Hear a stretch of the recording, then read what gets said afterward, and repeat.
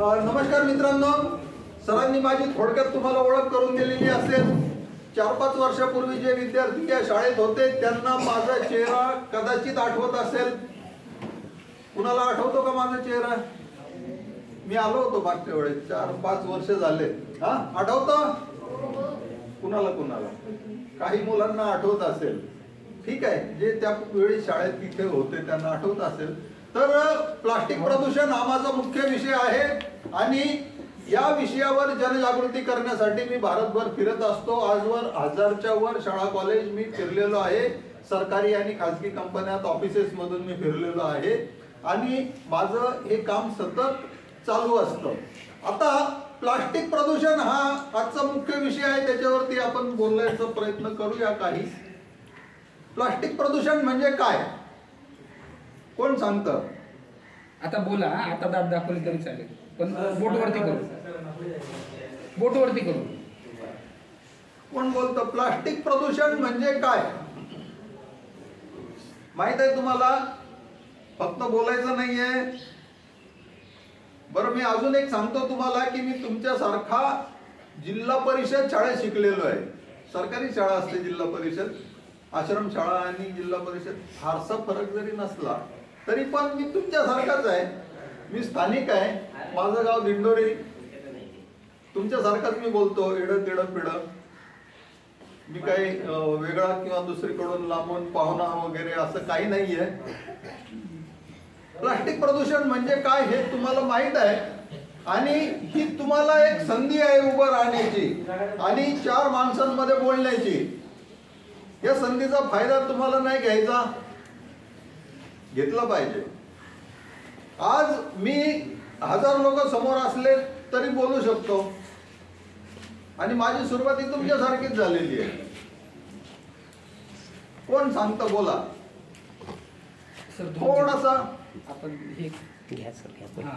तर बघा, मी आपल्या शाळेचे मुख्याध्यापक श्री राऊत सर यांना अशी विनंती करतो की त्यांनी श्री पगारे सर यांचं शाल, श्रीफळ आणि पुष्पगुच्छ देऊन स्वागत, अभिनंदन आणि सत्कार करावा।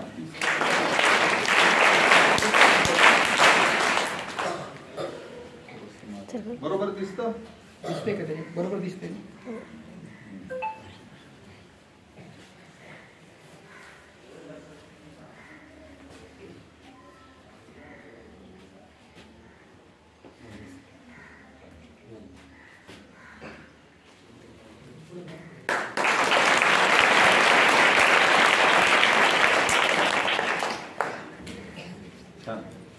टाळ्या ना त्या एका लयीत वाजवायच्या, 3-3च्या अशा कशाने वाजवायच्या। अतिशय सुंदर एक खास जवळून फोटो काढत असेल, मला फार आवडले। हा ना, ते बनवलेलं आहे सर इथं। क्रिएटिव्हिटी आहे सर आमच्या विद्यार्थ्यांची आहे। माझ्या मोबाईल एकच मिनिट सर।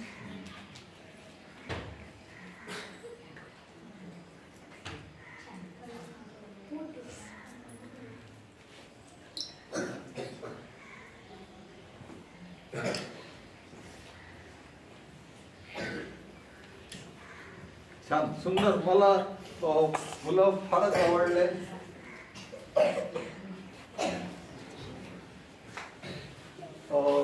आपण प्लास्टिक पोल्युशन या विषयावर बोलतोय आणि मला नक्की माहित आहे की तुम्हाला प्लास्टिक पोल्युशन माहित आहे काय आहे, फक्त कसं व्यक्त करायचं याची तुम्हाला थोडीशी अडचण आहे। पण तुम्हाला कुठेतरी सुरुवात केली पाहिजे। इतका वेळ तुम्ही किती बोलत होते, किती बडबड करत होते, पण ज्यावेळी म्हणजे खरी वेळ येते बोलायची त्यावेळी तुमची तोंड बंद होतात। का बरं?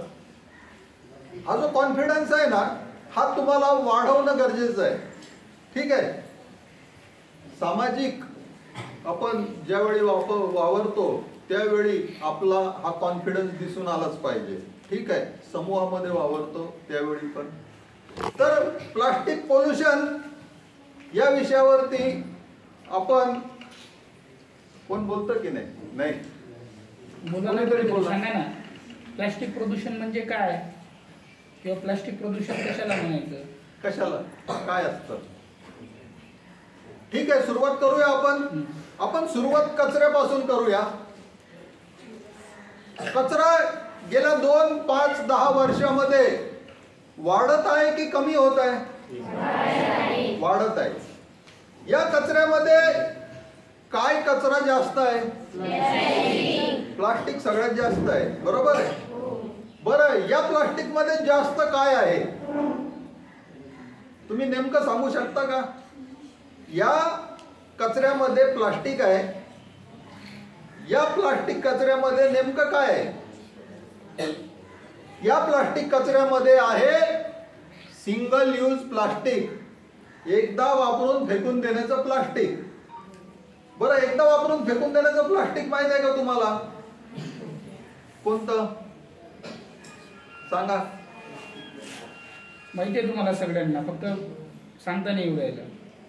काही सेकंद वापरतो, काही मिनिटं वापरतो, काही तास वापरतो आणि फेकून देतो असं प्लास्टिक आहे की नाही कचऱ्याच्या ढिगाऱ्यामध्ये? हे प्लास्टिक कचरा तुम्हाला दिसतोय, त्या प्लास्टिक कचऱ्यामध्ये सिंगल यूज प्लास्टिक तुम्हाला खूप मोठ्या प्रमाणावर आढळून येतं, बरोबर आहे. आता या कचऱ्याचे जे काही दुष्परिणाम आहेत ते तुम्हाला स्क्रीनवरती थोडा वेळ दिसले की नाही? आज त्या ठिकाणी आपल्या घराच्या बाजूला, वस्तीच्या बाजूला किती प्लास्टिक कचऱ्याचा ढिगारा होता तो तुम्ही बघितला. समुद्र किनाऱ्यावरती एक मुलगा खेळायला गेला होता ना, तर तिथे त्याला खेळायला जागा नाहीये, इतका कचरा आहे तिथे आणि प्लास्टिकचा कचरा. तिथे कचऱ्याचे आणि विशेष करून प्लास्टिक कचऱ्याचे डोंगर बघितले का तुम्ही? आणि मग तिथे ते एक्सकॅव्हेटर वगैरे मोठी मोठी मशीन लावून ते व्यवस्थापन त्याचं चालू आहे. बरं, त्या कचऱ्याच्या ढिगाऱ्यावरती खूप सारे लोक आपला व्यवसाय, उपजीविका, रोजगार शोधतायत, हे पण तुम्ही बघितलं त्या कचऱ्याच्या ढिगाऱ्यांवर. तर आता तुम्हाला प्लास्टिक पोल्युशन म्हणजे काय याचा थोडक्यात अंदाज आला की आपण निष्काळजीपणे प्लास्टिक वापरतो आणि ते कुठेतरी टाकून देतो आणि मग त्याचं असे दुष्परिणाम आपल्याला दिसून येतात. बरं, हे दुष्परिणाम कसे येतात माहित आहे तुम्हाला? कचऱ्याच्या ढिगाऱ्यात वाढ झाली, हा पहिला दुष्परिणाम. त्याच्यामुळे रोगराई वाढते, दुर्गंधी वाढते. बरं, हे जर प्लास्टिक गटारामध्ये पडलं तर काय होईल? काय होईल? गटार तुंबणार आणि ते घाण पाणी सगळीकडे पसरणार, बरोबर आहे. म्हणजे या प्लास्टिक कचऱ्याचे किंवा एकूण कचऱ्याचे दुष्परिणाम खूप सारे आहेत. जर आपण प्लास्टिकच्या पिशवीमध्ये काही टाकाऊ अन्न, उष्ट खरकट टाकून द्यायचं जे आहे ते कचऱ्यामध्ये जर टाकलं असेल तर त्या अन्नाच्या आशेने जनावरं तिथे येतील आणि त्यांच्या पोटामध्ये ते प्लास्टिक जाईल. त्याच्यासोबत आजूबाजूला जो काही कचरा असेल, खिळे असतील, बिल्ले असतील, काचेचे तुकडे, ते सुद्धा त्यांच्या पोटात जातं. या कचऱ्याचे प्रचंड असे दुष्परिणाम आहेत. बरं, आपण आपल्या दारात टाकलेला कचरा हा तिथेच राहतो की कुठे जातो? पुढे कुठे जातो? आपण आपल्या दारात टाकलेलं कुरकुरेचं पाकिट, रॅपर कुठे जातं? पुढे. वारा आणि पाणी या माध्यमातून मजल दर मजल करत ते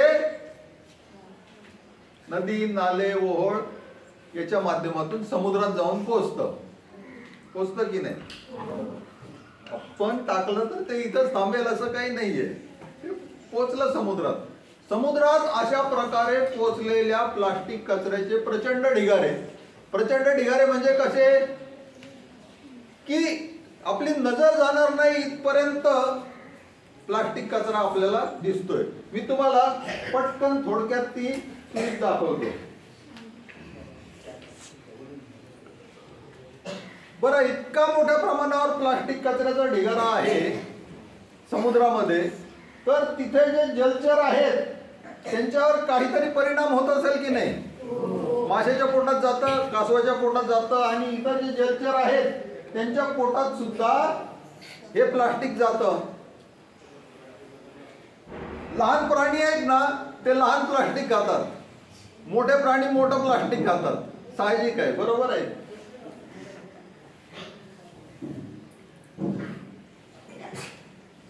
व्हिडिओ आहे का? नाही दिसतंय तुम्हाला?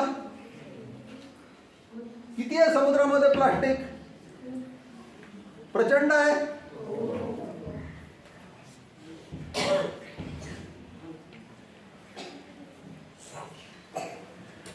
जिथपर्यंत नजर जाईल तिथपर्यंत आपल्याला समुद्रामध्ये प्लास्टिक तरंगताना आज दिसलेलं आहे. The great Pacific garbage patch या नावानं ते ओळखले जातात आणि खूप साऱ्या जलचरांना याच्यापासून धोका आहे. ठीक आहे. आता तुम्हाला अजून थोडंसं पुढे जाऊन सांगायचं तर या प्लास्टिकचे जे दुष्परिणाम होतात ते अजून आरोग्यावर कशा प्रकारे होतात ते बघूया. पर्यावरणावर म्हणजे आपल्या भोवतालच्या परिस्थितीवर थोडक्यात तुम्हाला अंदाज आला काय परिस्थिती आहे प्लास्टिक कचऱ्याची. तुम्ही बाजारातून भाजी आणता का? त्याची भाजी बनवायची आहे आपल्याला, बरोबर आहे. मग त्याच्यामध्ये काय काय टाकायचं? नुसतं पुटपुट करून नाही जमत. उभं राहून बोला. कोण बोलतं? मुली बोला, मुलं बोला, कोणी पण. काहीतरी थोडी तयारी दाखवा उभं राहून बोलायची. प्रश्न नाही समजला त्यांना. बरोबर. आपण बाजारातून भाजी आणली, ती आपल्याला आता शिजवायची आहे. ठीक आहे. आणलं समजा काळ्या पिशवीमध्ये जे आपल्या मर्जीने. तर त्याच्यासाठी आपल्याला काय काय लागेल? मटणाची भाजी बनवायला काय काय लागेल आपल्याला? एक उदाहरण देऊ. मटणाची भाजी कोणीतरी सांगा. एक उभं राहून सांगा. सांगा ना. उभं राहून एक एक सामूहिक नका बोलू, मग गोंधळत होतो. काय एक सांगा काय लागते. हा बरं जाऊ द्या. फार कोणाची उभं राहायची तयारी नाही. उभं राहणं मला फार म्हणजे महत्वाचं वाटतं. तुम्ही जरूर हा विचार करा की आपल्याला ज्यावेळी संधी मिळते त्यावेळी आपण उभं राहायचं आणि बोलायचं. तर बघा, तेल लागतं. तेल, मीठ, मिरची, मसाला आणि मग तुम्ही त्याच्यामध्ये बाकीचं आपल्या मर्जीने काही टाका. तर मला समजा एखादा प्लास्टिक पासून एखादी वस्तू बनवायची आहे. प्लास्टिक ज्यावेळी सुरुवातीला बनतं ना तर त्याचं ग्रॅन्युल असतं. ग्रॅन्युल म्हणजे असे दाणे दाणे दाणे असतात. जसे गहू असतो ना तसे प्लास्टिकचे असे दाणे दाणे दाणे असतात आणि मग ते गरम केले जातात आणि साच्यामध्ये टाकून त्याची वस्तू बनवली जाते. ठीक आहे. तर प्लास्टिक पासून ही प्लास्टिकची वस्तू बनवताना त्याच्यामध्ये काहीतरी मसाला टाकला जातो. समजलं तुम्हाला? अगदी सोप्या भाषेत. आता तुम्हाला रंगीत वस्तू पाहिजे. तुमच्याकडे प्लास्टिकच्या खूप साऱ्या रंगीत वस्तू असतात. मग तिथे काहीतरी रंग पाहिजे की नको? त्याला डाईज म्हणतात. डाय म्हणजे रंग. आता शाई असेल किंवा ज्याला डाय असा शब्द आहे तो. तर वेगवेगळा रंग मिळवण्यासाठी, दिसण्यासाठी आपल्याला त्याच्यामध्ये डाय मिसळावी लागते. एखादी वस्तू आपल्याला नरम लागते. प्लास्टिकच्या काही वस्तू नरम असतात, बरोबर. काही वस्तू कडक असतात. काही वस्तू पारदर्शक असतात, बरोबर. आणि बहुतेक साऱ्या रंगीत वस्तू या अपारदर्शक असतात. काही वस्तू ह्या आगरोधक असतात किंवा उष्णतारोधक असतात. ठीक आहे. असे जे वेगवेगळ्या प्रकारचे गुणधर्म आहेत तर ते मिळवण्यासाठी आपल्याला तिखट पाहिजे तर मिरची टाकू, गोड पाहिजे तर साखर किंवा गूळ टाकू. त्याचप्रमाणे हे वेगवेगळे गुणधर्म मिळवण्यासाठी प्लास्टिकमध्ये वेगवेगळी रसायनं मिसळली जातात. एवढं बेसिक थोडक्यात तुम्हाला समजलं. आता होतं काय माहिती आहे का? आपण हे जे प्लास्टिक वापरतो त्याचा उष्णतेशी कुठेतरी संपर्क येत असतो. आता समजा ते डिस्पोजेबल ताट असते पांढऱ्या रंगाची, त्याच्यामध्ये आपण अन्न घेतो. अन्न गरम असतं बहुधा, किंवा कप असेल, चहा घेतला त्याच्यामध्ये गरम असतो. जे काही गरम असेल थोड्याफार उष्णतेने त्या प्लास्टिकमध्ये ही जी केमिकल, ही जी रसायनं मिसळलेली आहेत ती त्या अन्नामध्ये उतरतात आणि ते अन्न किंवा पेय आपण सेवन केल्याच्या नंतर ती रसायनं आपल्या शरीरात जातात आणि आपल्याला गंभीर असे विकार होत असतात, गंभीर अशा व्याधी होत असतात. तुम्हाला कदाचित माहित असेल की कॅन्सर होतो तंबाखू, बिडी, काडी, सिगरेट याच्यामुळे, बरोबर. पण तुमच्या माहितीत असं कोणी आहे का ज्यांना बिडी, काडी, तंबाखू, सिगरेटचं व्यसन नाहीये तरी कॅन्सर झालेला आहे? तुमच्या माहितीत आहे कोणी? नसेल कदाचित.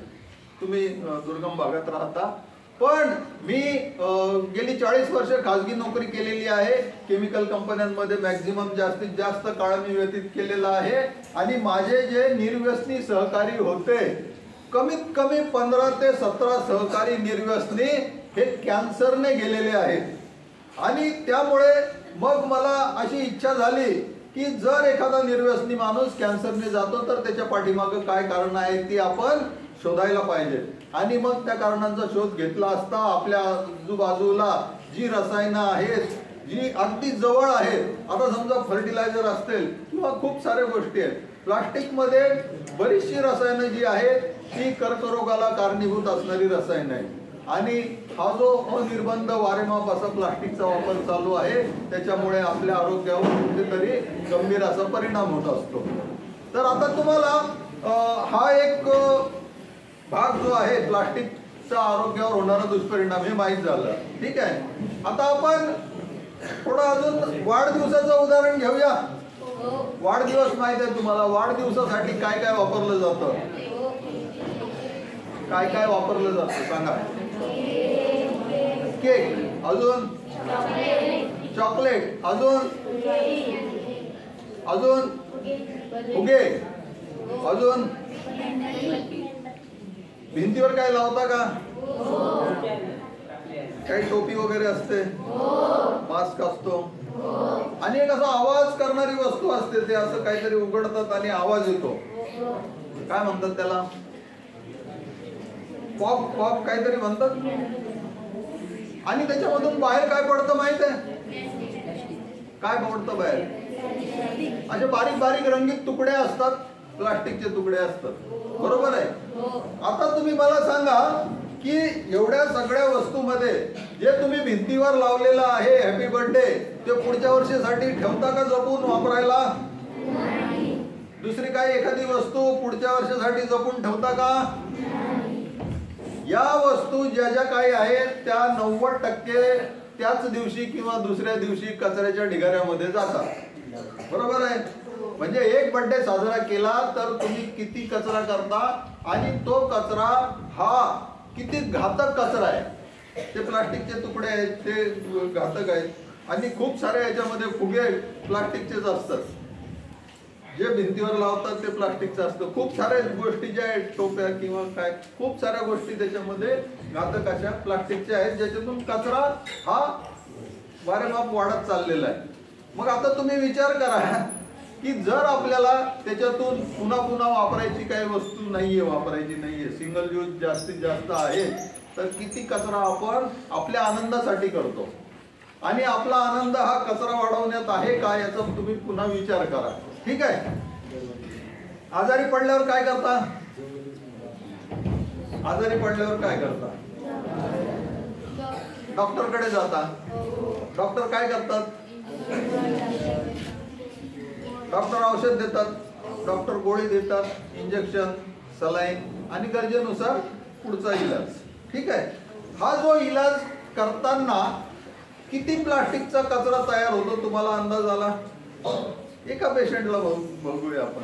हा, खूप सारा कचरा तयार होत असतो. म्हणजे मेडिकल क्षेत्रामध्ये पण खूप सारा प्लास्टिकचा कचरा हा तयार होत असतो. तुम्हाला एक थोडक्यात अंदाज आलेला आहे की प्लास्टिक कचरा कसा तयार होतो, आणि जर तुम्ही याची कारणं शोधली तर तुम्हाला त्याच्या उपाययोजना पण बघता येतील. ठीक आहे. आता पुढे जाऊया आपण. आणि सिंगल यूज प्लास्टिकचे तुम्ही एक 10, 15, 20 असे आयटम लिहू शकता का वहीमध्ये? सिंगल यूज प्लास्टिक काही सेकंद वापरतो, काही मिनिटं वापरतो, काही तास वापरतो. आपल्याला त्याचा पुढे उपयोग करायचा आहे रिफ्यूज प्लास्टिक साठी. ठीक आहे. ते आपण आता करणार आहोत. तुम्हाला जसं सोयीचं जमेल, सोयीचं होईल तसं तुम्ही करायचं आहे. तुम्ही थोडक्यात आतापर्यंत जे दुष्परिणाम आहेत ते लक्षात आले तुमच्या. आता हे दुष्परिणाम लक्षात आल्याच्या नंतर त्याच्यावरती काहीतरी उपाययोजना करायची आहे का नाही? उपाययोजना करणार तुम्ही? उपाययोजनेकडे जाण्यापूर्वी मला थोडासा एक प्रश्न आहे कचऱ्याबद्दल. कचरा काय असतो? कचरा कसा असतो? कचऱ्याचे प्रकार सांगा. कचऱ्याचे प्रकार.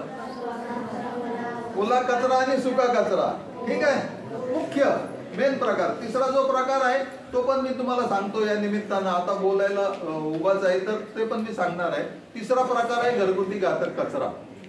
मी सुरुवात करूया आपण ओल्या कचऱ्यापासून. ओला कचरा म्हणजे काय? उभी राहा. उभं राहून बोला किंवा एक एक जण बोला. उभी राहा. उभं राहा. बोल ना. जे हे बघा, चूक असेल बरोबर असेल याची चिंता करू नका. उभं राहून बोलणं ही अत्यंत महत्वाची पायरी आहे, स्टेप आहे. जे असेल ते. तुम्हाला कोणी फाशी देणार आहे, शिक्षा करणार आहे का चूक झाली म्हणून? मग तुम्ही का घाबरता बोलायला? बोला, उभं राहा. पहिली गोष्ट उभं राहा. भिजलेला कचरा. आता तुम्ही ओला या शब्दाचा शब्दशः अर्थ घेऊन जर भिजलेला कचरा असं बोलले तर त्याचा अर्थ फार वेगळा होतो. अजून कुणाला काय सांगायचं आहे ओल्या कचऱ्याबद्दल? ओल्या कचऱ्यामध्ये काय काय टाकता तुम्ही? हा, ओल्या कचऱ्यामध्ये काय काय टाकता? अरे विज्ञान मध्ये शिकलो असेल ना आपण, किंवा परिसर अभ्यास विषयामध्ये शिकतो ना. मोठे मुलं पण आहेत ना. आपण सगळेजण हा कचरा करतो, पण आपल्याला बोलता येऊ नाही राहिलं, सांगता नाही येऊ राहिलं. ओला कचऱ्यामध्ये आपण किचनचा कचरा टाकतो का? भाज्याचे देठ, फळांच्या साली, उष्ट खरकट अन्न हा मुख्यत्वे करून किचनचा कचरा आहे आणि तो आपण ओल्या कचऱ्यामध्ये टाकतो. बरोबर आहे. झाडाची पानं ही पडली तर ती आपण ओल्या कचऱ्यामध्ये टाकतो. बरोबर. आता ती झाडाची पानं पडल्यानंतर 8 दिवस 15 दिवस ती वाळून गेली, सुकून गेली, ती आपण कोणत्या कचऱ्यामध्ये टाकणार? सुका कचरा. का बरं? तुमच्या डोक्यामध्ये ओला म्हणजे भिजलेला आणि सुका म्हणजे वाळलेला एवढं फिट आहे. तर आपण याच्यामध्ये चूक असं काही नाहीये. फक्त तुम्हाला थोडासा विचार करायचा आहे आणि त्याच्याबद्दल जास्त माहिती करून घ्यायची आहे. तर मी आता तुम्हाला सांगतो की ते जे पान सुकलेलं आहे ते विघटनाच्या प्रक्रियेमध्ये आहे आणि काही दिवसांनी ते मातीत मिसळणार आहे. त्याचं पूर्णपणे विघटन होणार आहे. म्हणजे हिरवं पान जे खाली पडलं होतं पिवळं झालं, त्याच्यानंतर ते सुकत गेलं. सुकल्याच्या नंतर ती विघटनाची जी प्रक्रिया होते ती शेवटपर्यंत मातीत मिसळेपर्यंत चालते. ठीक आहे. म्हणजे सुकलेलं पान हे विघटनाच्या प्रक्रियेचा एक भाग आहे आणि म्हणून आपल्याला पान सुकलेलं असो की वाळलेलं असो ते ओल्या कचऱ्यामध्ये टाकायचं आहे. आता हे सांगितल्याच्या नंतर तुम्ही मला ओला कचरा म्हणजे काय हे पुन्हा एकदा सांगा. तुम्हाला कल्पना लक्षात येते का? झाडाच्या पानावरून आपण जे काय अन्न वगैरे टाकतो त्याचं आपल्याला खत बनवता येतं. ठीक आहे. म्हणजे ती एक प्रक्रिया असते माती बनण्याची, विघटन होण्याची. मग आता तुम्ही ओल्या कचऱ्याबद्दल मला पुन्हा एकदा सांगा. काय काय लक्षात येत आहे तुमच्या? काय? ज्या कचऱ्याचं नैसर्गिकरित्या विघटन होतं त्या कचऱ्याला आपण ओला कचरा म्हणूया. तुम्हाला एक एक गोष्ट स्पष्ट होते का? मी झाडाच्या पानावरून सांगितलं तुम्हाला उदाहरण देऊन. तर थोडक्यात म्हणजे काय की ज्या कचऱ्याचं नैसर्गिकरित्या विघटन होतं त्याला आपण ओला कचरा म्हणूया. ठीक आहे. ही गोष्ट तुम्हाला सगळ्यांना स्पष्ट झाली का? समजलं? आता ओला कचऱ्याबद्दल तुमच्या मनात काही शंका राहायला नको. बरोबर. आता मला पुढच्या बद्दल सुक्या कचऱ्याबद्दल सांगा. सुका कचरा काय? सुका कचरा अरे रोज करता तुम्ही तो कचरा, रोज करता. सुका कचरा काय? प्लास्टिक. बरोबर ना? मग सांगा की कोणतं कोणतं कोणतं प्लास्टिक राहते? कुरकुरे, वेफर्स, बिस्किटचा पुडा. सुक्या कचऱ्यामध्ये आपल्याला जास्तीत जास्त आजच्या घडीला प्लास्टिक आढळून येतं. बरोबर आहे. आणि त्याच्यासोबत त्याच्यामध्ये काही धातूचे तुकडे असू शकतील, काचाचे तुकडे असू शकतील, कागद पण असू शकेल. ठीक आहे. बोलू नका. आता तुम्हाला जसं ओल्या कचऱ्याबद्दल समजलं की ओल्या कचऱ्याचं नैसर्गिकरित्या विघटन होतं, तसं सुक्या कचऱ्याबद्दल तुम्ही काही सांगू शकता का? समजा त्या कचऱ्यामधून मी प्लास्टिक वेगळं केलं तर मला त्याच्यातून काय करता येईल का? त्याच्यातून मी जर कागद वेगळा काढला, त्याच्यातून जर मी काच वेगळी काढली, त्याच्यातून जर मी धातूचे तुकडे वेगळे काढले तर काही करता येईल का? आम्ही काहीच करत नाही सर, आम्ही फेकून देतो फक्त. आता एक पायरी आपण जाऊ, एक एक स्टेप आपण पुढे जाऊ. तुम्हाला दोन्ही कचऱ्यामधला फरक समजला. जर आपण त्या सुक्या कचऱ्यामधून काही गोष्टी वेगळ्या केल्या तर आपल्याला त्याच्यापासून वेगळी वस्तू बनवता येईल की नाही? आणि त्याला म्हणतात रिसायकल, पुनर्चक्रीकरण. म्हणजे आपण या सुक्या कचऱ्याला थोडक्यात रिसायकलेबल कचरा असं म्हणू शकतो. ठीक आहे. आता आपण याच्यावरती येऊया, उपाययोजनांवरती येऊया. ठीक आहे. उपाययोजनांवर येण्यापूर्वी मी तुम्हाला एक बॅनर दाखवतो. या समोरच मुली आहेत तर या काजल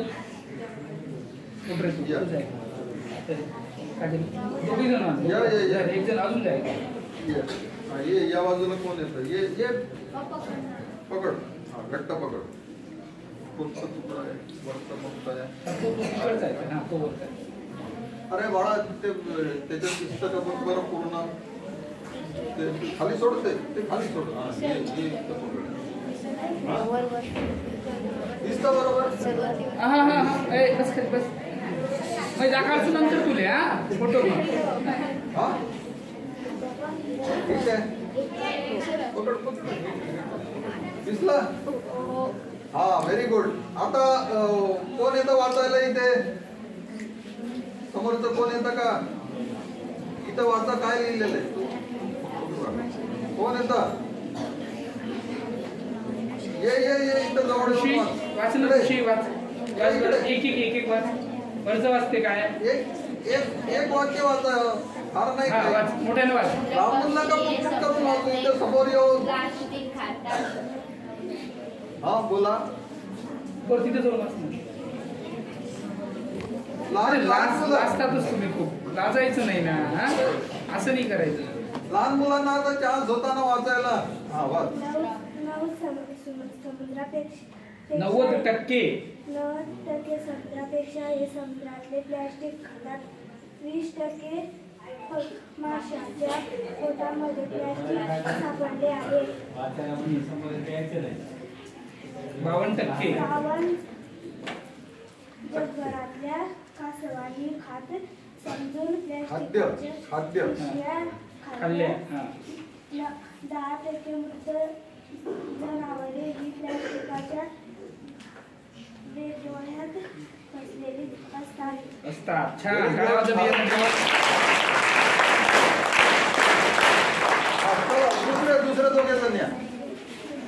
दुसरे दोघे जण या. या बॅनरवरून प्लास्टिक प्रदूषणाचा जो काही भस्मासूर आहे त्याचा तुम्हाला अंदाज आला का? परिस्थिती गंभीर आहे आणि आता उपाययोजनांकडे आपल्याला वळायचं आहे. तर उपाययोजना आपण सुरुवात करतो आहोत. कोण येतं इकडे?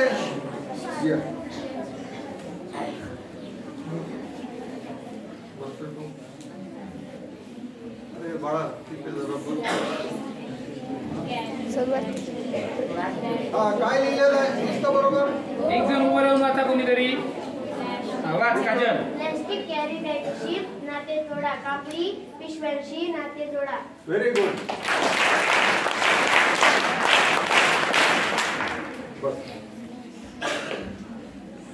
सर, मला एक प्रश्न होता. आपण जे पाणी पितो वेगवेगळ्या प्लास्टिकच्या बॉटलमधून, आता सर्रास पिले जाते ते आणि शासनाने त्याच्यावर काही असं ठोस हे करत नाही, तर मग आपल्याला त्याच्यापासून काही अपाय होऊ शकतो का किंवा होत असेल का? आता प्लास्टिक बाटल्यांवरती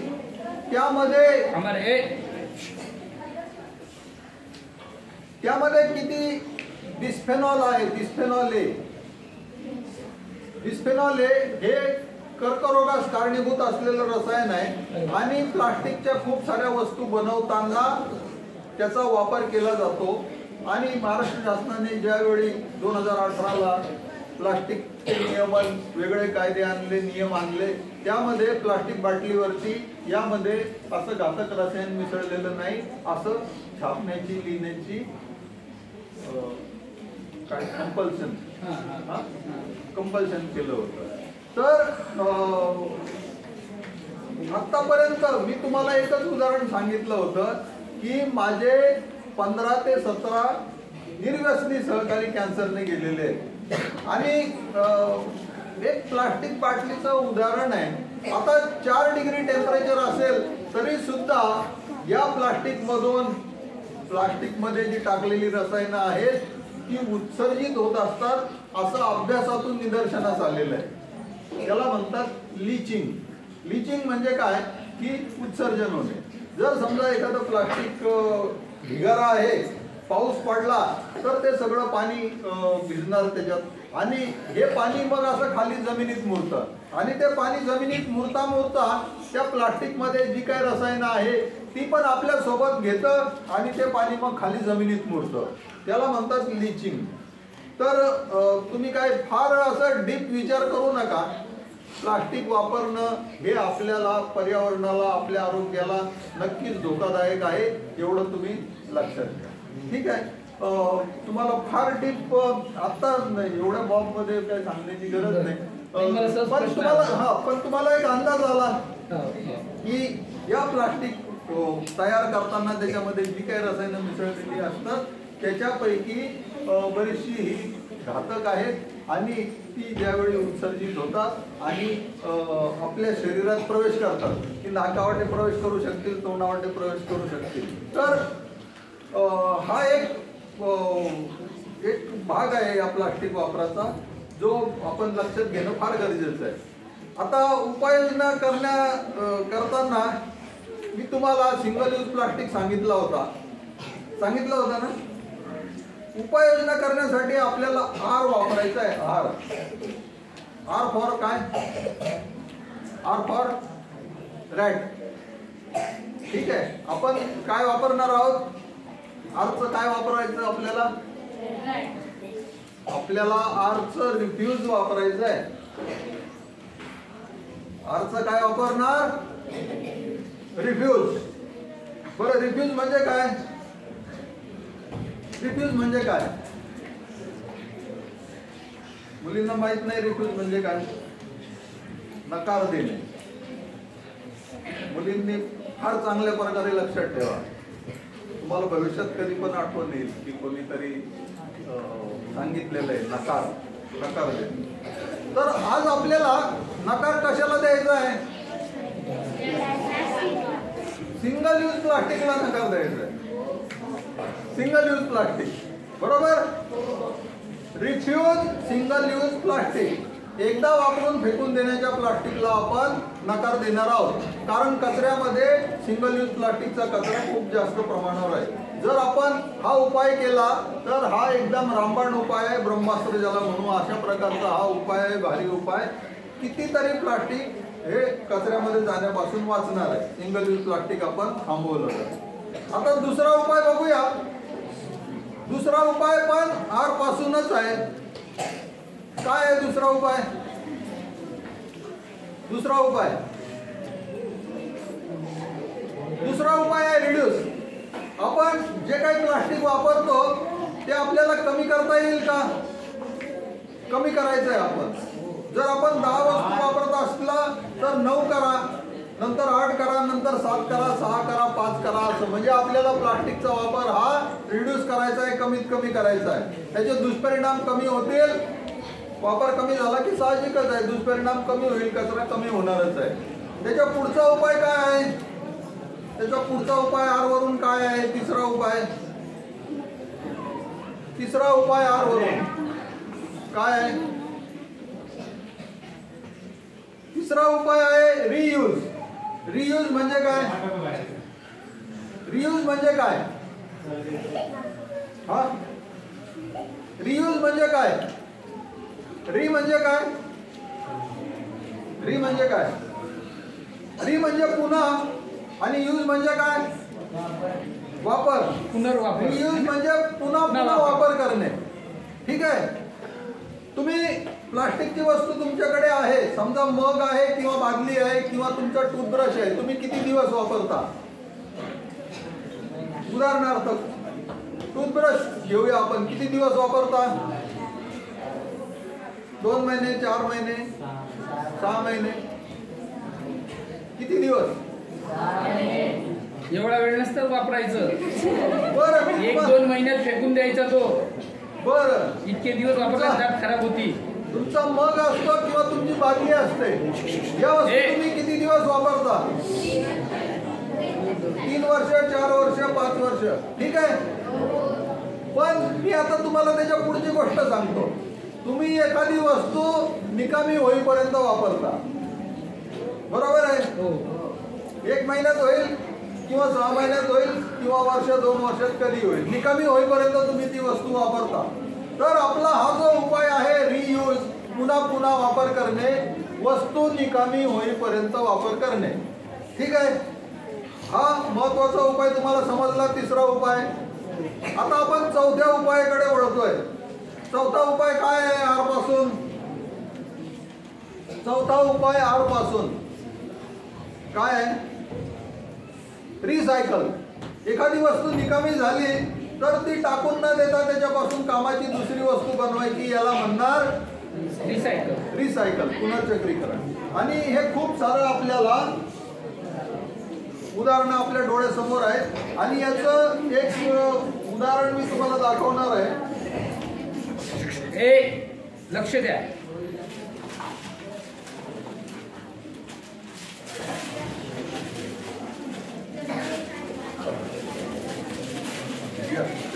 इकडे 3 मुलं या इकडे. 3 मुलं या इकडे. 4 मुली आणि 3 मुलं. आपल्याला रिसायकलिंगचं एक प्रात्यक्षिक बघायचं आहे. त्यासाठी आपल्याला सारख्या आकाराच्या 7 प्लास्टिकच्या बाटल्या घ्यायच्या. सारख्या आकाराच्या 7 प्लास्टिकच्या बाटल्या आपल्याला घ्यायच्या आहेत. ठीक आहे. एवढं तुमच्या लक्षात आलं? सारख्या आकाराच्या 7 प्लास्टिकच्या बाटल्या घ्यायच्या. ठीक आहे. या बाटल्यांची झाकणं अशा लाकडावरती नटबोल्ट लावून टाईट करायची. दिसलं तुम्हाला? आपला सुका आणि पातळ प्लास्टिकचा कचरा या बाटल्यांमध्ये दाबून दाबून भरायचा आणि त्याच्यापासून आपण एक वस्तू बनवणार आहे. प्रत्येकाला बघा, सरांनी काय केलंय? प्लास्टिकची बॉटल आहे, बरोबर? आणि त्या बॉटलमध्ये चॉकलेटची जी कागद राहतात ना, किंवा छोटी जी प्लास्टिकची कागद राहतात, ती सगळी त्याच्यात कोंबलेली आहे. आणि ते प्लास्टिक इकडे तिकडे न जाता त्याच्यात छान बघा ते किती म्हणजे पुनर्वापर त्याचा करता येईल असं केलेलं आहे. आणि जे झाकणं असतात गोल, ते जो लाकडी फळी आहे ना त्याला ती झाकणं चिटकवलेली आहे किंवा ती स्क्रूनं फिट केलेली आहे, बरोबर? आता बघा एक नवीन वस्तू.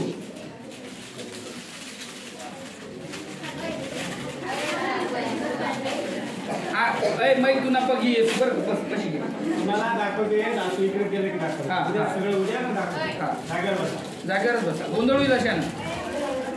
आता बघा, आपल्या या मित्रांकडे सुका आणि पातळ प्लास्टिकचा कचरा आहे, बरोबर? हा सुका पातळ प्लास्टिकचा कचरा आपल्या घरात कसा येतो? बिस्किट चॉकलेटचा रॅपर असेल, किराणा मालाचं जे काय आपण खरेदी करतो त्याचं खूप सारं प्लास्टिक असतं घरात आणि हे वेगळं ठेवायचं आहे.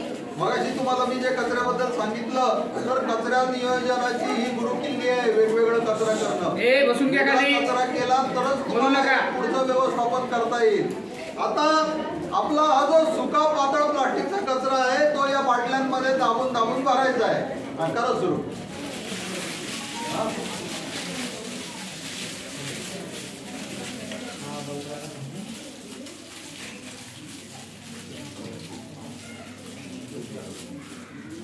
मस्त काडी घ्यायची बाहेर, समजा घरी कोंबायचं असं हो की नाही?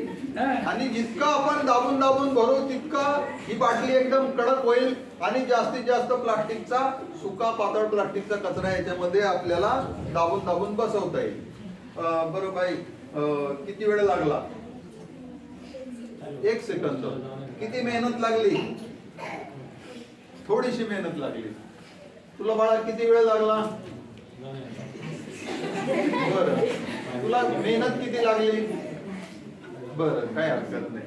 तू सांग किती वेळ लागला आणि मेहनत किती लागली? थोडीशी. तुला? बरं, आणि मेहनत तुला? आणि मेहनत किती? थोडीशी लागली. ठीक आहे. आता यांना काय फार बोलता येत नाही, लहान आहेत ते, पण त्यांनी त्यांचं काम केलेलं आहे. तुम्ही बघितलं का?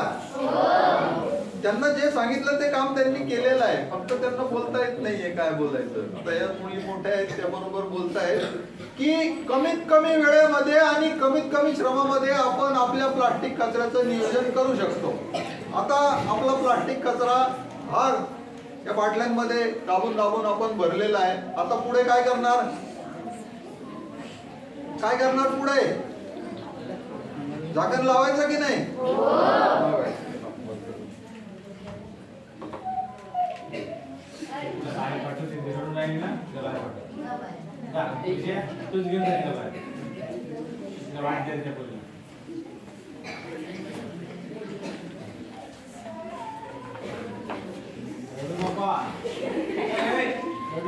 कोणी रडतंय का? कितवीचा आहे? बाहेर घेऊन जा. काय झालं? मुलगी आहे. कोणाची बहीण आहे ती?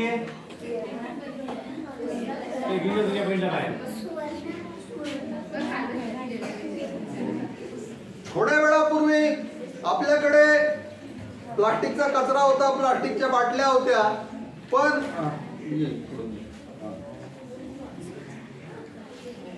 अतिशय कमीत कमी वेळेमध्ये आपण आपल्या कचऱ्याचं, प्लास्टिक कचऱ्याचं, सुक्या पातळ प्लास्टिक कचऱ्याचं नियोजन करून एक अतिशय सुंदर अशी कामाची वस्तू बनवलेली आहे. बनवली की नाही? काय वस्तू बनली? हा, बरं, याचा वापर करायचा? वापरायची वस्तू आहे की नाही? टेबल आहे का तो? हा, टेबल म्हणता, टेबल स्टूल खुर्ची मधला फरक समजतो की नाही? हा, थोडस असं वर उचल त्याला. नाही नाही, कर, तुला कसं जमेल तसं कर. इकडे कर, इकडे या बाजूला कर, दाबून कर. होतंय का? जाऊ दे. हा, फोटो काढले. एक मिनिट बघा काय बनवलेलं आहे त्या प्लास्टिकच्या बाटलीपासून. स्टूल बसायला, खाली न बसता स्टूलवर बसायचं की नाही? म्हणजे त्या बाटल्या, ती कागद इकडे तिकडे न फेकता काय करायचं, अशी उपयोगात येणारी वस्तू बनवायची हो की नाही?